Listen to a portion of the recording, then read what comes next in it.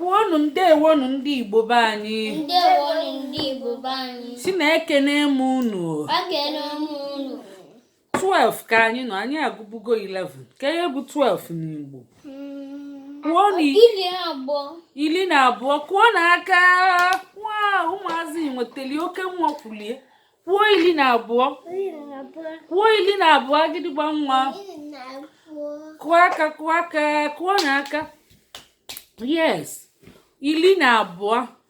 So, also, here are 12 balls, big and small. Find the 12 sticker and place it on the square below.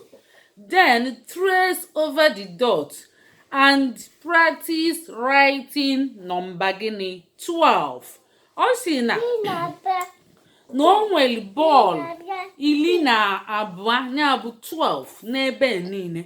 Osi gị chọọ ọnya big. Just like 1, 2. Ọ dị izi, ama m na ọ dị izi. So unu ga-eme n'ihe ọ ya si unu mere. Ka ihe bụ big n'Igbo. Ka ihe bụ big. Kwuo n'aka, kwuo n'aka, unu nwetara. Ka ihe bụ small n'Igbo. Wow, unu nwetakwala. Kwuo obele. Thank you. Kwuo n'aka, daalụnụ, daalụnụ, daalụnụ, unu nwetara. Kedu ihe bụ bọọlụ n'Igbo? Sini bọọlụ bụkwa bọọlụ. Kwuonu. Neni nkịta. Nkịta. Dog. Ka ihe bụ dog n'Igbo? Nkịta. Yes, unu kwutelie. Neni baby. Ka ihe bụ baby n'Igbo? Nwa. Kwuo n'aka, kwuo n'aka. Nekwa ihe anụnwa. Cloud. Cloud. Ka ihe bụ cloud n'Igbo? Ulukputu. Kwuonu ulukputu.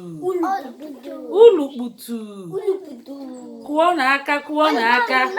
Unu kwutelie. Ngwa gụọnụ bọọlụ niile ọnụ. Gụọnụ ya n'Igbo.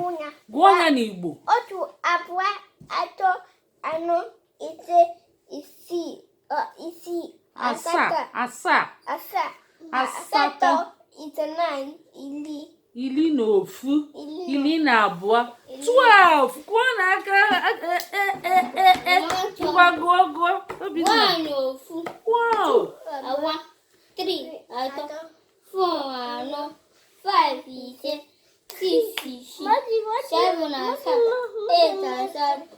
8, 9, 10, 11, 12. Iri na abụọ. Kwuo n'aka. Cheli pa nnekwu si na ọ ya agụsi. 1, 2, 3, 4, 5, 6, 7, 8, 9, 10, 11, 12. Kụọ aka 12. Ngwa sini ka emesịa. Wow, ụmụazị na-eme ọfụma.